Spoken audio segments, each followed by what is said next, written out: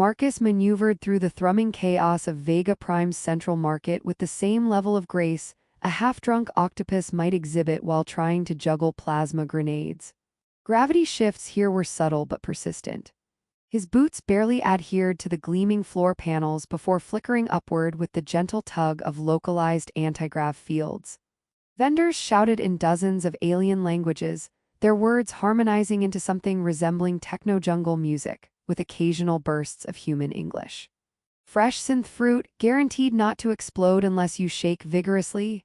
Marcus ignored the warning signs. He had been warned before about synthetic fruit, and the scars on his palms were testimony enough. Today, however, he wasn't looking for sustenance. He was wandering because his boredom had reached a level classified by some interstellar psychologists as hazardous to others' patience.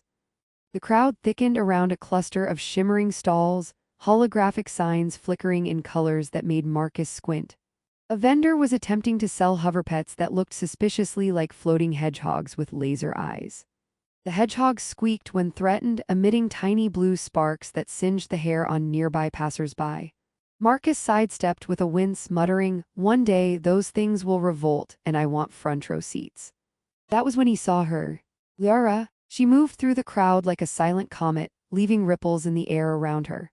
Marcus noticed her immediately, not just because she looked different from the humans and common aliens bustling about, but because of her long, tapering ears that curved back like elegant antennas, twitching when something caught her attention. Her skin had a subtle iridescence, like a pearl floating in liquid light, and her eyes, violet with flecks of silver, seemed to absorb the chaos of the market and filter it into something serene.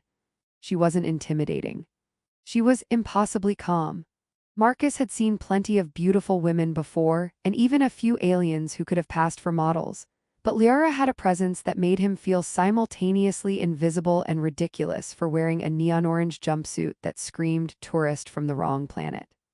He tripped over a hovering fruit cart and nearly collided with a small, hovering robot trying to sell pocket-sized hyperspace compasses. The robot emitted a high-pitched chirp that Marcus took for laughter.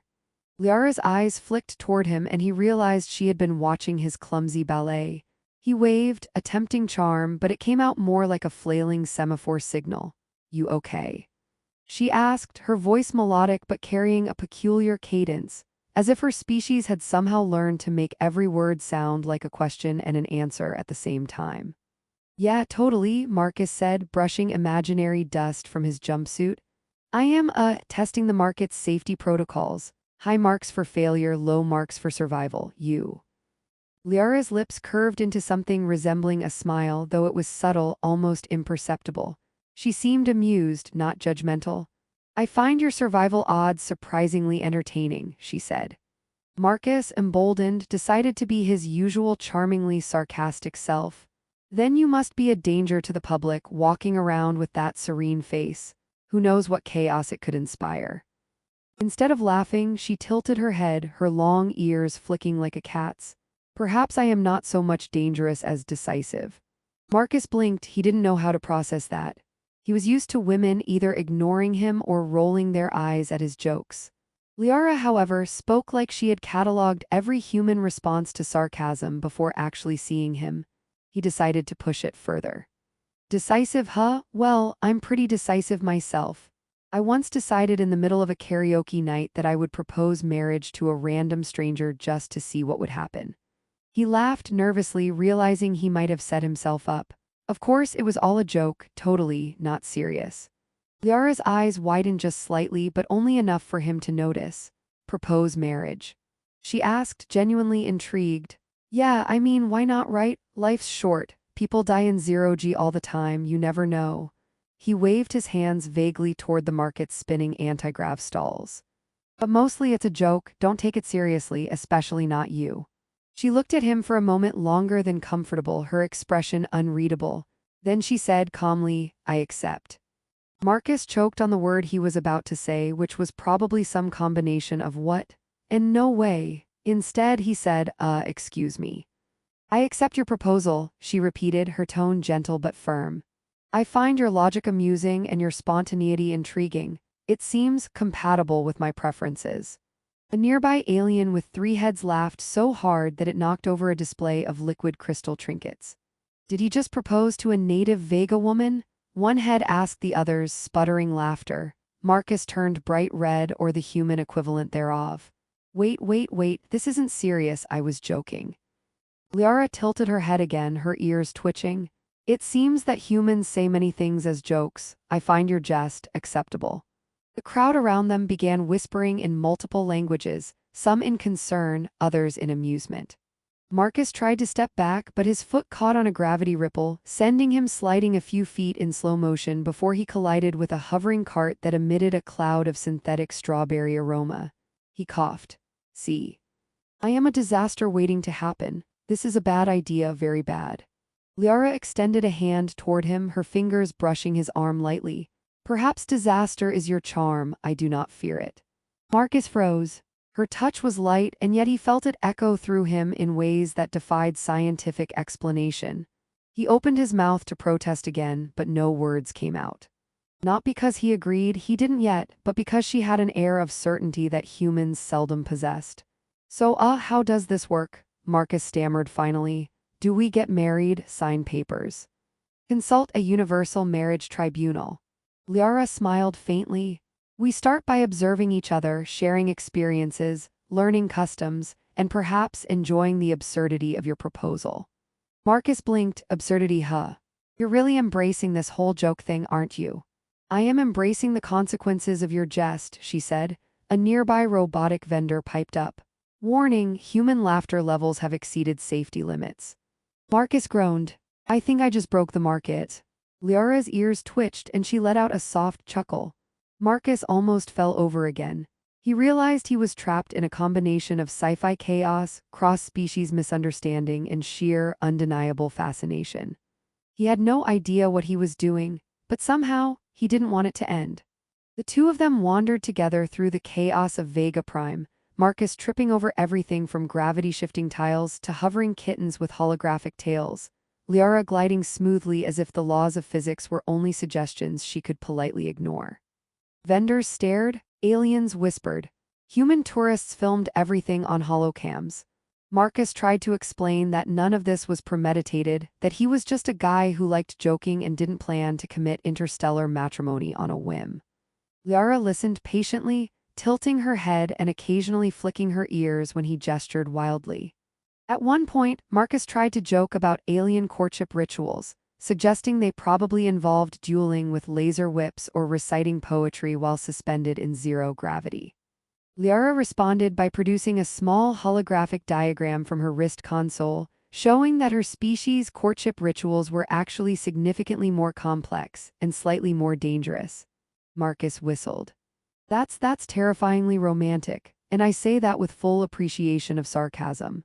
By the end of the market excursion, Marcus was both exhausted and oddly exhilarated. Liara's calm and deliberate nature had begun to unspool some of his habitual sarcasm, while his chaotic, impulsive tendencies seemed to fascinate her in equal measure.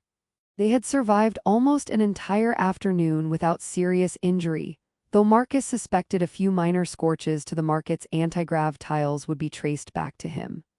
And yet, despite the absurdity, despite the sheer comedy of his accidental proposal, something genuine had begun to form between them. Liara tilted her head again as they stepped onto the bridge overlooking Vega Prime's lower levels, watching airships drift lazily against the glittering city lights. Your species says strange things, she murmured, but sometimes the strange things are worth observing. Marcus laughed nervously, scratching the back of his neck. I'm not sure if I'm worth observing, but I'll try my best not to embarrass us too badly. Embarrassment is relative, she said, her ears twitching, but chaos is always informative. And with that, Marcus realized that a joke had just turned his ordinary day into an interstellar adventure that was going to challenge every expectation he had about life, love, and the fine art of accidentally proposing to someone who was infinitely more extraordinary than he had any right to hope for. Marcus stumbled into the morning chaos of Vega Prime like a human meteor hurtling through a low-gravity alleyway. The twin suns had just risen, turning the city's reflective surfaces into a kaleidoscope of iridescent lights that made him squint so hard he worried his retinas might file a complaint with the Intergalactic Eye Safety Council. He tried to look purposeful, like he knew exactly where he was going, but the anti-grav tiles underfoot had other plans. Each step launched him just enough to hover briefly before gravity snapped him back down in a graceless arc. Somewhere behind him, a trio of floating vendors selling liquid crystal pastries let out a mechanical shriek as their goods floated skyward, scattering like glitter in a cyclone. And then he saw her. Liara. She was perched atop one of the low-lying observation platforms, her long ears curving back in a way that seemed almost to defy gravity itself. Her violet eyes scanned the market below with a calm precision that made Marcus feel like a boulder rolling into a laser-focused storm. She waved at him, and the gesture, elegant and deliberate, sent his chest into an immediate state of chaos. He waved back too enthusiastically, nearly knocking over a hovering cart of bubblefish snacks, which squeaked in protest and propelled itself away with alarming speed. Marcus muttered, "Okay, note to self, don't wave like a maniac in zero-G adjacent zones." Liara descended from her platform with a grace that mocked every physics principle Marcus had ever learned. She landed on the ground softly, not even disturbing the faint anti-gravity ripples beneath her. "Good morning, Marcus," she said, her voice a melody of calm certainty. "Are you prepared for today's engagements?" Marcus swallowed, tried to sound confident, and failed spectacularly. "Engagements?" he echoed. "You mean like our, accidental, spontaneous interspecies betrothal thing?" Liara's ears twitched. "Accidental, spontaneous. Perhaps in human perception, I find it deliberate enough to warrant observation." Marcus groaned. "Observation? Lady, the only thing I wanted to be observed was my ability to not trip over literally everything in this city, and I'm failing spectacularly already." He kicked a loose tile which obediently floated up and spun slowly before landing back under his foot. "See, gravity hates me." She chuckled, a soft, lilting sound that seemed to harmonize with the hum of the market. "Chaos is often informative," she said, and Marcus swore his heart skipped a beat. The first mission of the day, as it turned out, involved something Marcus had not anticipated, teaching Liara about human humor. They wandered through the market, encountering merchants hawking everything from sentient snack pods that sang when bitten, to anti-grav boots that could be rented for the price of a small moon. Marcus tried explaining jokes, beginning with simple puns. "So a robot walks into a bar," he started, and Liara tilted her head, ears flicking with calculation. "And the robot says what?" she asked. Marcus blinked. "Oh well, it's a pun, you have to, oh never mind." He sighed. "Maybe puns are too advanced for interspecies communication, or maybe I just need to invent a universal translation for humor that doesn't involve groaning." Liara considered this, her violet eyes narrowing in thought. "Humor as a universal construct interesting. I can see patterns, correlations. Your species thrives on absurdity and unpredictability. These are adaptive traits." Marcus raised an eyebrow. "Adaptive traits? You just made a pun sound like a scientific breakthrough. Bravo." The market itself seemed to conspire with them, throwing obstacles and comedic timing in equal measure. Hovering bubblefish snacks collided with Marcus's head, a floating puddle of liquid crystal spilled over his boots, and a hovering kitten-like creature yowled in alarm before leaping onto his shoulder and refusing to leave. "Great," he muttered. "I have feline witnesses. They will tell tales of my clumsiness for generations." Liara extended her hand, her touch surprisingly grounding in the chaos. "Perhaps," she said softly, "the witnesses will be impressed by your resilience." Marcus snorted. "Resilience? More like accidental acrobatics. I should be on one of those holoscreens warning tourists. Do not attempt to walk here unless you want to be a living slapstick show." By mid-morning, their antics had attracted attention. A trio of human tourists hovered nearby, filming Marcus's every stumble and Liara's calm demeanor. One alien vendor called out in a booming voice, "Beware the human, he carries chaos in his veins." Marcus waved at them sheepishly, nearly toppling a stack of anti-grav trays, and muttered, "It's true. I volunteer as tribute to entertain." They eventually reached a small plaza where experimental spacecraft were docked for public tour. Marcus's idea of fun was to demonstrate human bravado by hopping into the smallest, wobblest ship available. Liara, ever curious, followed him inside, adjusting to the ship's subtle gravity fields instantly while Marcus immediately tangled himself in straps and cables. "I'm fine," he shouted over the hum of the antigrav engines. "Just, calibrating my humanness to spacecraft standards." Liara floated effortlessly beside him, flicking switches that Marcus hadn't even noticed existed. "Your approach is inefficient," she observed, and Marcus could swear she was trying not to laugh, but effective in eliciting entertainment. He groaned, "Entertainment? You make it sound like I'm a professional circus act." She tilted her head. "Perhaps you are in your way." By late afternoon, they found themselves sitting atop a high observation deck, looking down at the glimmering city. Marcus, exhausted from dodging antigrav hazards, feline witnesses, and holographic fruit disasters, finally let himself relax. "You know," he said, rubbing his temples, "I thought proposing to you was a joke. I thought I would make a scene and then go back to normal life. But now I don't even know what normal life is supposed to mean anymore." Liara's ears twitched in what Marcus interpreted as empathy. Sometimes the unplanned paths reveal the most instructive experiences. Your joke has become a scenario worth observing, not just for me but perhaps for both of us. Marcus laughed, a mix of exhaustion and disbelief. "Scenario worth observing, huh? I swear, if we survive today without someone getting zapped by an antigrav cart, I'll call it a miracle." Liara smiled faintly, the light reflecting off her iridescent skin creating a halo effect in the setting suns. Survival may not be the only measure. Curiosity, laughter, and adaptation are also meaningful metrics.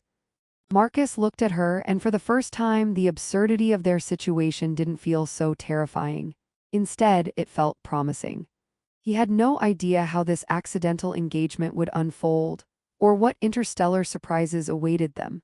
But as Liara's calm gaze met his chaotic energy, he realized that the combination of their personalities might just be enough to survive, and even thrive in the unpredictable madness of Vega Prime. And so, amid hovering fruit carts, anti-gravity kittens, and the laughter of both humans and aliens alike, Marcus and Liara began the slow, humorous, and utterly unpredictable journey of learning about each other, exploring a city that felt alive, and discovering that even a joke could become the start of something extraordinary.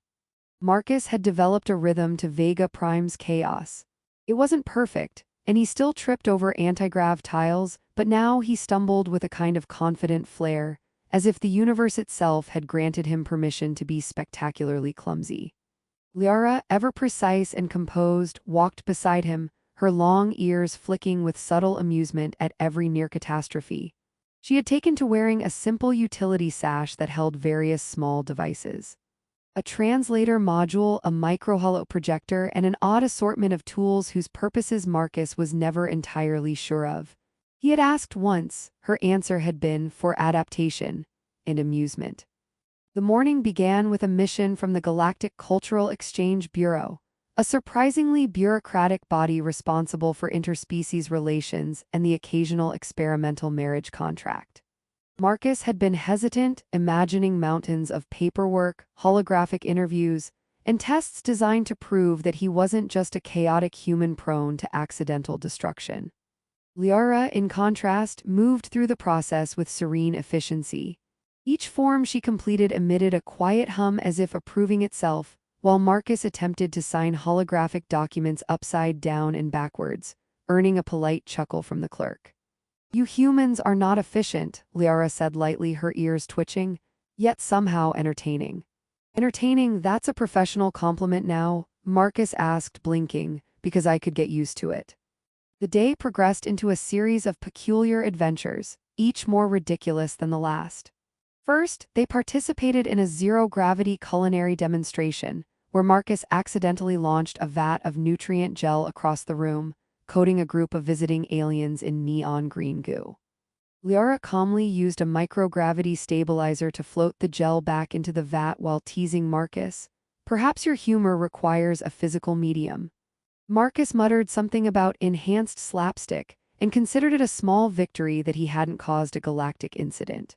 Next came a brief excursion to the orbital research lab, where Marcus insisted on riding the experimental hoversleds while Liara calmly navigated complex gravitational calculations to avoid catastrophic collisions.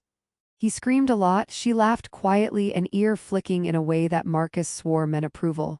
"You will survive," she predicted, "but your nerves may not." By mid-afternoon, they were invited to the Central Plaza for a public demonstration of interspecies cooperation. Marcus had no idea what this entailed, but judging by the hovering cameras, thousands of spectators were tuned in from around Vega Prime. He looked at Liara nervously. "Do we wave, smile, pretend like we're normal?" Liara tilted her head, her ears flicking in amusement. "Normal is irrelevant, authenticity is instructive." The demonstration involved a simple task: working together to assemble a large, hovering sculpture of crystalline spheres that represented interstellar harmony.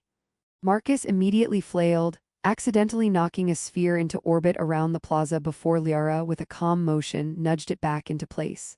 She whispered, "Controlled chaos has its own rhythm," and Marcus realized he had somehow grown attuned to her calm precision, allowing him to act without panicking. When the sculpture was complete, the crowd erupted in applause. Marcus turned to Liara. "We didn't break anything," he said, astonished.